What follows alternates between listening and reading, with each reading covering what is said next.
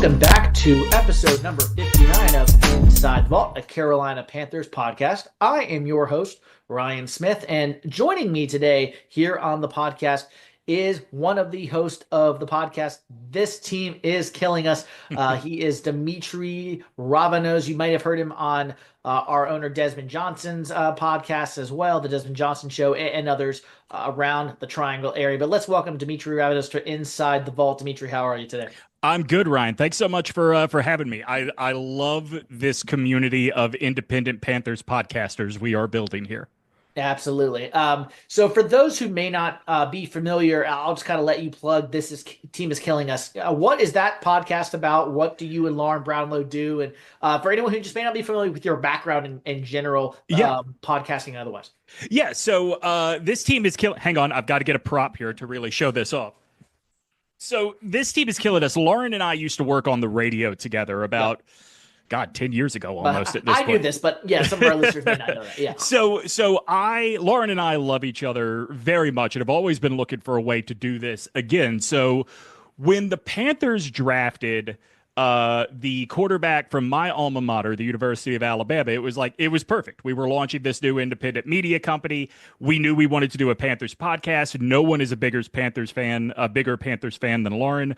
And I came aboard as purely a fan of Bryce Young. You see my sweet tiny Prince hat is what I've been calling him this whole time. Initially, the show was about how a guy goes from rookie to, franchise player. Year one was rough, to say the least. So we kind of pivoted and just made it a full-on Panthers podcast. I still, they have become my NFL team because I grew up in such a college-heavy area.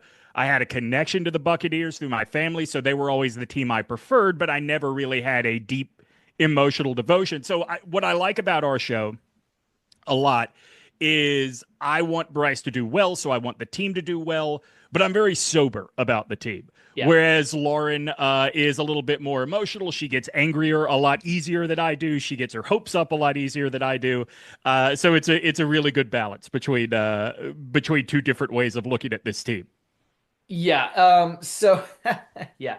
I was there in New Orleans for week number 1 this past season. Oof. That dreadful game. The Big Easy treated me well otherwise, besides that day in Superdome. But yes, I was there for that drubbing in week 1 with Bryce Young down in New Orleans before he turned it around.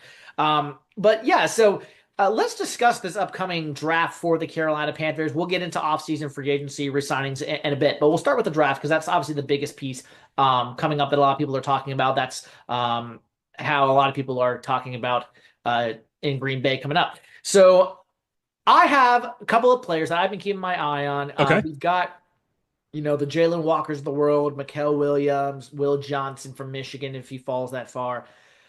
And then you've got guys like Tyler Warren, tight end. You've got guys like Ashton Jeanty. I don't want to draft Ashton Jeanty, but I know some people are talking about that. Okay, I've had 3 draft analysts on either this podcast or my NFL Centric podcast, Winning the Division, that I host with former tight end Ben Troop, University of Florida. I want to know, Demetri, in a world, do you think the Panthers have any shot whatsoever at Mason Graham coming to tight end or to spot number 8 down in Charlotte during the draft? If somehow, say, a Will Johnson goes to Jacksonville, Drew Sanders gets drafted in the top 6, Ashton Jeanty gets drafted, something along the is there a way Mason Graham can come to Charlotte at pick number 8? Because that is who I want the Panthers to get, a home run hire. Okay, I agree with you that I think he fits really good and would be a great addition. He is the guy I could see sliding down to number 8 more than the guy I think is the home run. I think is the only surefire home run in this draft is Abdul Carter out of Penn State. Yeah, I just don't see him do it. I cannot picture Abdul Carter getting past New England at number 4. Yep. The question is Jacksonville, right? What does Jacksonville prioritize at number 5? I don't think it's absurd to think Jacksonville may have their eyes more on Will Campbell, the offensive tackle out of LSU, because, look, they've got the quarterback. They've got 2 running backs that have shown you they are capable of doing this when they have been derailed. It has largely been about protection. I think investing, and by the way, the Jaguars during the Lawrence era, the lead up to the Lawrence era as well, Yeah. they've never invested a high draft pick in an offensive lineman. So, yeah, I could see that happening in Mason Graham sliding down to Carolina. Now, that's not what I would do if I were Carolina at number 8, just because of the depth of prospects across the defensive line and in the pass rush Mhm. that does not exist in the secondary. So I've been saying all along, I don't think it is crazy to think Travis Hunter could slide. I don't think that's what will happen. I just think I see the way it happens. Does that make sense what I'm saying? Yep. Yep. Yep. I don't think it will happen, but I see how it does. So obviously, if Hunter's there, like, you race to the podium to make that happen, right? Kind of the same with Will Johnson. And after that, like, hey, man, I know we sort of undervalue safeties, but Malachi Starks is a different kind of safety. He's a polarizing prospect for sure. Like one draft analyst I had on him said he's easily a top 10 pick. Another one says he's a little lower than him on a lot of people, and actually I had him as third safety in the Oh, in the draft. So he's a polarizing player. I mean, another player that is wide receivers position group. You got Ted McMillan from Arizona, Luther Burden from Missouri, and Emeka Ibuka from Ohio State. You got some people who think Emeka Ibuka should be our pick at number 8. Do I think that's going to happen? No, because that's not. I don't think that's crazy, and I think that is crazy. But some people think, Luther Burden, despite his down year, easily takes Ted McMillan as the wide receiver 1 in this draft because you just look at his 2023 tape instead of his right. 2024. So Yeah, I I mean, mean, yeah, look, you look at on tape, you see that, and I don't want to take anything away from T Mac. I think he's a very good receiver, but when you're 6'5", and you're playing for a team like Arizona, it makes you look a lot better than you necessarily have to be. I think he's a first round dude. I think he's got the physical tools. I think Burden is the one with the skill. Now, that being said, for the Panthers, I've been sort of pounding the table on this on our podcast. I know that there is not a lot of room to do much in free agency, but if you're asking me where to add a veteran versus drafting, I think what Bryce Young in the offense needs is a veteran difference maker at receiver. and so given the recent day, well, I'll go there for just a second since you mentioned that. Does that mean Cooper Kupp instead of, let's say, a T. Higgins who's going to get franchise tagged, Chris Godwin who's probably going to get franchise tagged? Does that mean Cooper Kupp, or does that mean somebody like a Tutu Atwell also on the Rams, or Darius Slayton is what I think some analysts have said. And I personally not a big fan of Darius Slayton. No, I'm not either, and it has nothing to do with him being an Auburn guy. I just think like that No, is I sort didn't even of, think of that. yeah. No, for me, for Slayton is like, that's kind of the move we've been making over and over Correct. again. A guy that has a decent, not even great season, and you go all in. Look, if it's Cooper Kupp, if it's Debo Samuel, like I think that's Oh yeah, that's awesome. another one. Yeah. I like Debo from the standpoint of I think he immediately, not only is he your number one receiver, he also makes up for what you're missing, excuse me, with Jonathan Brooks being hurt and most likely letting Miles Sanders walk, right? He can be used as kind of that gadget out of the backfield receiver if need be. And it sounds like San Francisco's prepared to lose him for next to nothing. Yeah. The only problem with this, and this is true of any veteran pass catcher you're going to go after, like, to me, Godwin makes a ton of sense because he's played in Canales' system before. However, you know, whoever you go after, you're going to end up having to make another cut for the salary cap because you just don't have the room. Like, if you can get, say, Debo for just pick 57, let's say, or hell, pick 74, that sounds like that's within reason for what San Francisco's expecting. You're still going to have to get San Francisco to take like Jadeveon Clowney or DJ Wanham or somebody back just to make the money work. Yeah. Two players that are also on some mocks for the Panthers, and heck, some of the Panthers community has been talking about these two players too, is actually I'll give you three. Mike Green, the defensive end from Marshall, Walter Nolan from Ole Miss, defensive tackle slash linebacker, and then as I mentioned him earlier, Tyler Warren, tight end from Missouri. Are any of those guys in play at 8, do you think? Do you think that's a trade down scenario maybe for the Panthers to pick one of those three guys? What's your thoughts on those guys? For Warren, I definitely think it is a trade down just because, like, I think between Jatavian Sanders and Tommy Tremble, I think they have the guys they want to go with at tight end. Now, Warren is a different level of talent, and you never, like, to be great in this league, you never feel like you're set at one position if you see a clear Correct. opportunity to improve. But if you have guys you think are the answers on the roster, I'm not using a top 10 pick on that. I think Walter Nolan would be there later. Mike Green. All right, I guess the best way to say this is every time I watch tape of Mike Green, uh, my eyes just light up. Like I love watching that guy play Who's your comp football. for him? I am not great with comps. I'm not great with comps. So let me just tell you what I see as the Sure. upside and downside of him. Is that okay? Yep. All right. So the upside is very aggressive. He comes out of his stance with a lot of power, and he knows what to do with his hands. The downside is you got to know to do what to do with your hands when you are that small on the defensive end. Yeah. And so I don't think I'd be excited using a top 10 pick on him. I'd love to see him as a Panther, but I also think that Panthers fans can't dismiss that we are currently in the middle of, oh, when Bryce gets into an NFL system, he'll put weight on. Like, we can't do that again on the defensive side of the ball. Yeah. Well, it's funny. Even just like someone like Tyler Warren at tight end, and you mentioned Jatavian Sanders and Tommy. Tommy Tremble, assuming he does get re-signed, which we'll get into free agency in just a second. I remember some guy named Luke Kuechly we drafted when Sure. John Beeson was still here, and everyone's like, "We have John Beeson. Yep. Why are we drafting Luke Kuechly at linebacker at the top 10?" I think he was number 9 overall, if I'm not mistaken. So yeah, you've got those kind of scenarios where it looks like you have a stud on at this position, and then you draft somebody else in that same position in the top 10 because that guy falls, he's there, and you can't pass it up. So we'll see what happens at 8. There's a lot of speculation between now and then. So many mock drafts and the players. Is there any other players that you think you wanted to hit on before I move on to the free agency No, offseason piece?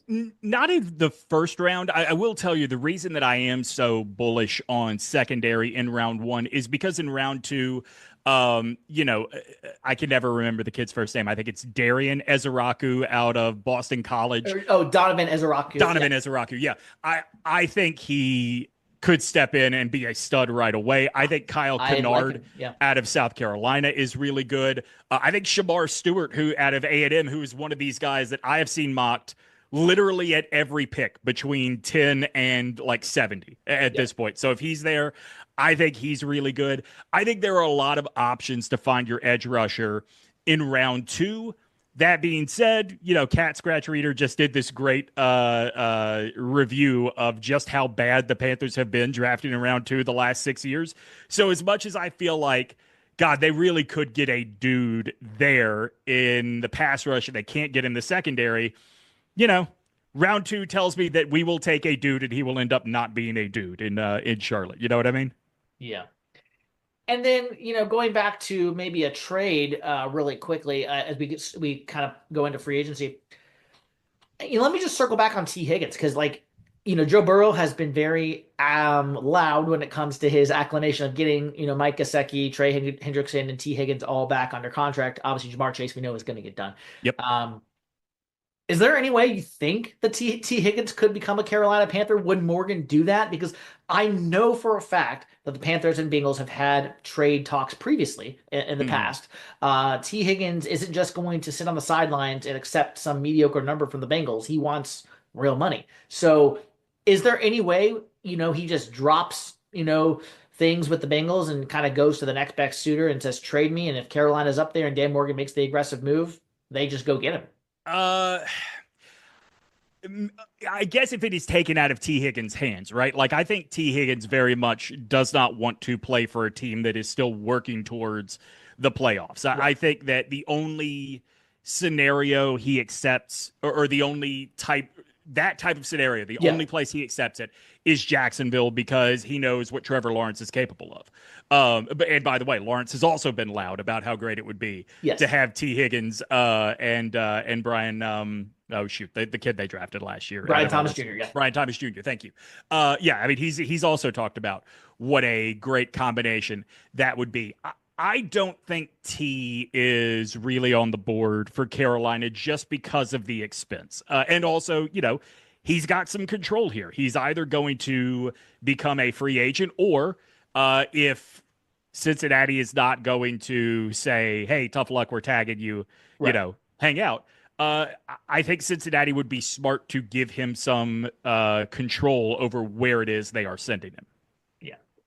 Well, let's get into the free agent list for the Panthers, and that kind of leads us into free agency in places that we've kind of already established.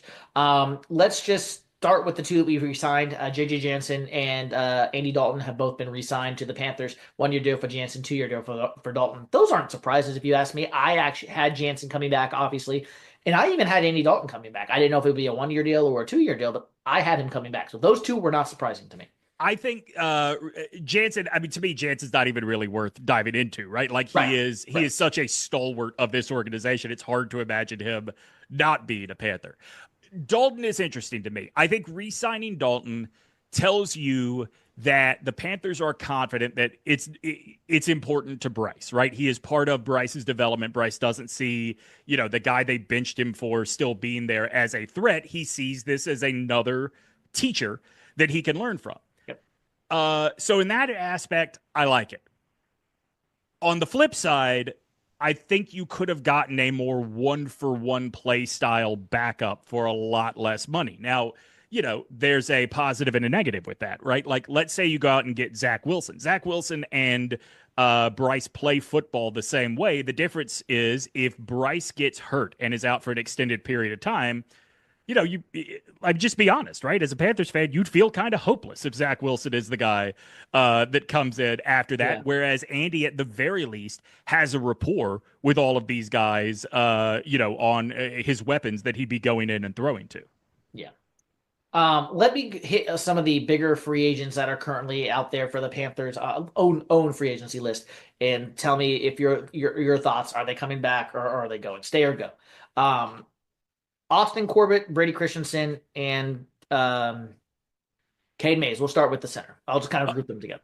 Yeah, I would keep certainly Mays and Christensen. I'm okay with Corbett coming back. My question would be if you are satisfied with the center situation right now, in the sense that it's a converted guard, whoever it's going to be, it's a converted guard. And hell, you might even do it by committee throughout the course of the season like they did this year. I don't have a problem with that. But if you are looking for your day in, day out center, I would let Corbett go and go draft somebody. See, I'm starting to come around to the idea that as much as I love Christensen, and I think they do too. However, I think they see him as a backup player because Yeah, I agree. I think that Christensen offers you a little more versatility, which is, I mean, let's be honest, that's what you want in a backup offensive lineman. You want a dude you can plug in anywhere. but at the same time, if a team goes out and offers some starter money, he's going to take that and he's going to Right. go elsewhere, as we all know. So I'm starting to see a world in which they re-sign Corbett on the cheap, and then Cade Mays, who won't be that expensive either, and then they Mm. kind of let them battle it out in training camp, and then unfortunately Christensen walks for better money, starter money elsewhere. Yeah. That's And look, I'd be okay with that. I think the reality, you and I are kind of saying the same thing. You can probably afford to keep two of these guys, given all your needs in your cap situation. You can't keep all three. yeah. Tommy Trimble, we won't talk about Ian Thomas. We all know he's going to be gone. Felipe Franks, I could see us signing on a Yep. short-term deal for special teams wise, but Trimble, do you think he stays or goes? Oh, I think he stays. I think that he is one of those dudes that developed a nice rapport with Bryce throughout the season. So I think he stays. I'm not going to waste my time with the guys on the exclusive rights or restricted free agents other than Cade Mays, which I did already mention. But so I'll just mainly the rest of these guys are going to be unrestricted free agents for the record. So David Moore, I really liked him, especially with his familiarity with the Canales system. Hmm. I'm 50-50 on this. He can stay, great. He can go. I'm fine. Yeah, I am really with this team having won 6 games over the last 2 years. I don't think you can be too precious about uh any guy, no matter what their production is, because even at their best, the production was not good enough. That being said, I agree with you. I like having a dude that has been inside the Canales system. He, especially those last 3 games, kind of emerged at various times as Bryce's favorite target if you know you can upgrade, because remember, like the wide receiver room is getting crowded already. If Yes. you know you can upgrade, I'm okay with letting him walk. If you think that you have a useful piece in him, then yeah, keep him. Just don't break the bank for him by any stretch. Yeah. Uh, Corner Mike Jackson and Caleb Farley. I won't discuss him. We think he's heading out the door. Mike Jackson. He says he wants to come back, but you just never know what they're going to do at the quarterback position. But let's say Will Johnson gets drafted here at number 8. Right. Does Mike Jackson come back? It's tough, right? Because once you've been a starter, you think of yourself as a starter. I thought that Mike Jackson was the type of dude that when he was on last season, he was on. And I'd love to have that guy back with the Panthers, but there were times it just kind of turned off with Mhm. that guy. Yeah. And if that's the case, that's fine. We can find times to use you, but I'm not relying on you as a starter. I just don't think it's going to be within the realm of financial feasibility to keep it. Yeah. Safety room. Xavier Woods, Jordan Fuller, Nick Scott, Sam Franklin, Lonnie Johnson. I think my prediction is Scott and Johnson could come back on the cheap.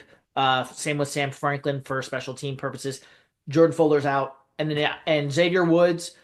While I think he is going to be out, I could see a world in which they bring him back for a reduced contract, like a 1 year deal, and go draft somebody young to kind of groom him. Yeah, see, that's where I'll tie Mike Jackson into this. Xavier Woods is the guy that I look at as, you know what, that would be some good continuity from 1 year to the next. But again, he's not good enough for me to say, well, that's what you got to do. Like if Correct. Malachi Correct. Starks is sitting there, honestly, if Makuba out of Texas is sitting there, I That's think another they one. instantly come in and are better or offer more than Xavier Woods does. Also, there's a pretty deep safety class in free agency. Now, I don't know how high the value of some of those guys are going to go, but I think there are a lot of different opportunities for the Panthers to upgrade at that position. The two names, Javon Holland from Miami and Trayvon Morningwig from the Raiders. Those are the two. If the Panthers sign one of those in free agency, then we know, yeah, Xavier Woods is out of here. I'm with you. If they bring him back, great. If they don't, I'm fine. All right, last few. Shaq Thompson. That is one in which everyone is going to talk about because he's been the emotional kind of stabilizer Right. on this team. Um, I could see him going to David Tepper and saying, "Listen, Tepper, Richardson, our old rest in peace owner, did this for Thomas Davis back in the day. Bring me back on a short incentive contract, 1 year deal. Let me prove that I'm healthy, and then I want to finish my career out in Charlotte." Or they might say, "No, you're done. Yeah, thanks for your service, but you're done." I think the latter is more likely what you're going to see. And I know that's going to hurt some feelings, but I do think that you are trying to turn over a new leaf. He brings a lot to the locker room. You see a lot of Shaq jerseys at Bank of America Stadium on Sundays, but you are trying to do something new. You are trying to break through this ceiling that has been built over you. And when that's the case, unfortunately, some of those sentimental guys just aren't as important to the team as they are to the fans. I think Yeah. Thompson, especially coming off of an injury, I think he's done in Carolina. And then we'll group Eddie Pinheiro and Johnny Hecker together. I think Hecker, I could see either way on this one. They could find a way to draft somebody. I'm sorry, not draft. Sign a younger punter, or they could resign Hecker to like a 1 year deal, maybe 2 years. Eddie, I think, is as good as gone. Mm-hmm. Now, not because they signed Matthew Wright. I think that's not a guarantee that even he's starting with the Panthers next year. But I could see them signing someone as an undrafted free agent or a late draft pick to kind of compete with Matthew Wright. Or if Eddie's market isn't as high as he thinks it is, maybe I see him. Maybe he could come back, but even then, I think he's gone. Yeah, he's gone, man. When a kicker loses it, they just lose it. I mean, look at what has happened with Justin Tuck in Baltimore, sans the misconduct investigations, right? Just look at his performance on the field and how quickly he went from the most reliable kicker in NFL history to Ravens fans kind of gnawing their fingernails. I think we saw that and we lived that last year with Eddie. I do think that when it comes to kickers, I do think that you could look across the league and see a lot of dudes that weren't signed via undrafted free agency, but were drafted that teams thought were worth the risk and they made the play and it worked out for them. I'm not opposed to a kicker in like round 6 or 7 for the Carolina Panthers because they have to move on from Eddie Pinheiro. I think Hecker's back. I think Hecker has more than proved himself valuable these last 2 years. Yeah, and the only risk with the draft pick, like you said, last few questions after this, and we'll get you out of here. Is yeah, you either contract, you have the Harrison Butker, which we all know in Charlotte.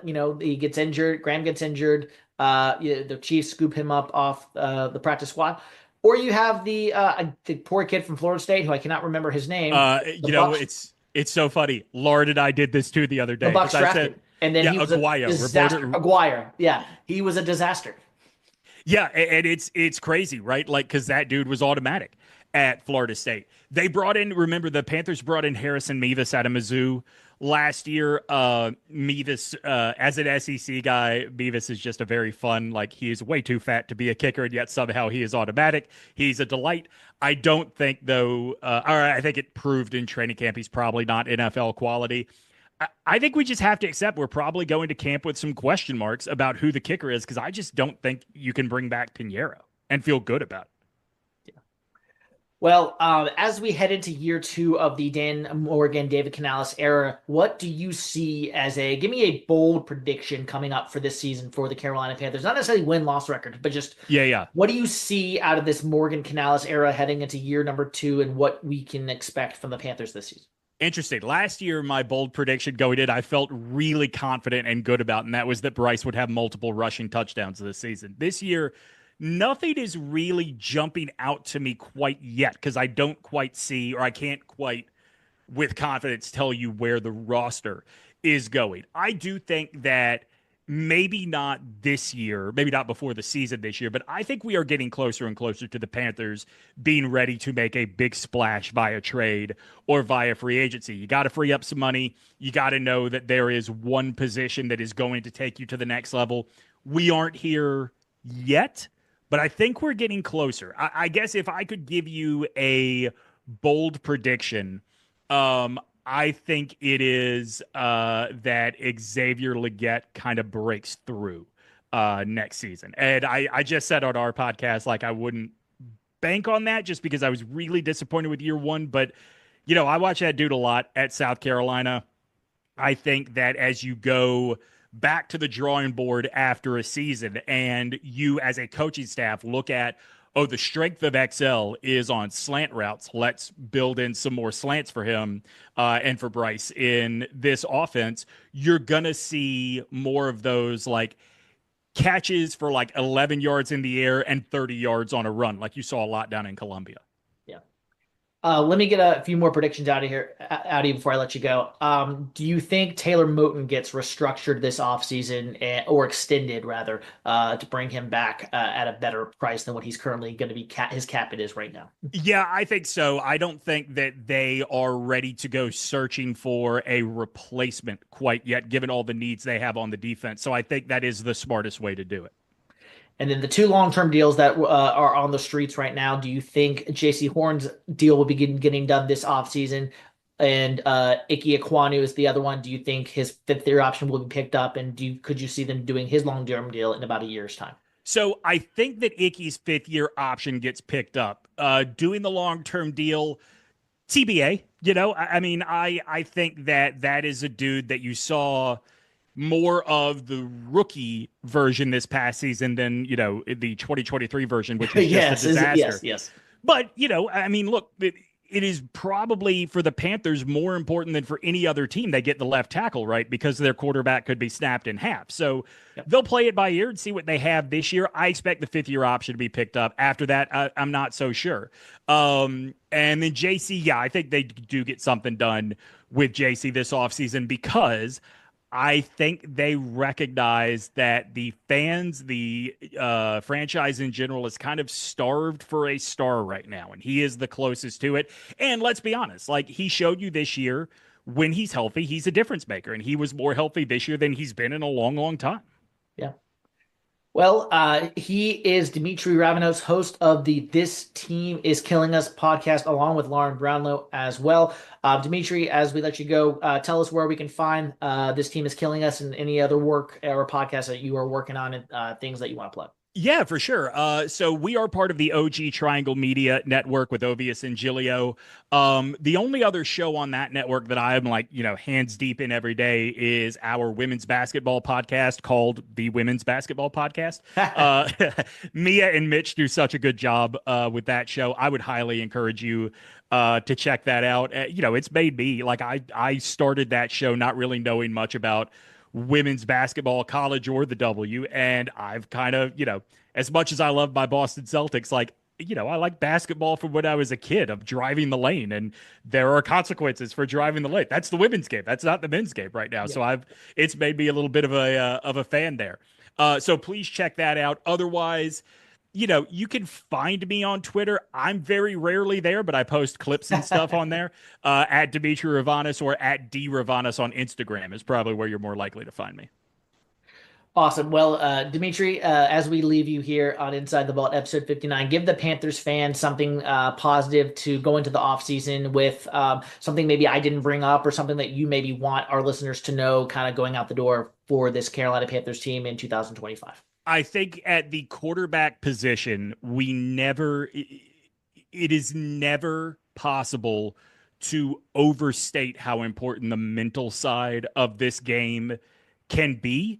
And I think that Bryce Young's greatest victory last year was the change in body language and demeanor. And I, more than ever, believe I will see the dude in Charlotte that I saw in Tuscaloosa. All right. That is a great place to leave it. Again, he is Demetri Ravanos from the co-host of This Team is Killing Us podcast. Demetri, all the best to you. Thanks for coming on Inside the Vault, and we'll talk to you down the road. Thanks You again. bet, Ryan. Thank you. And that'll wrap up this episode of Inside the Vault, episode number 59. Rate, review, subscribe, wherever you get your podcast, and we will see you next time.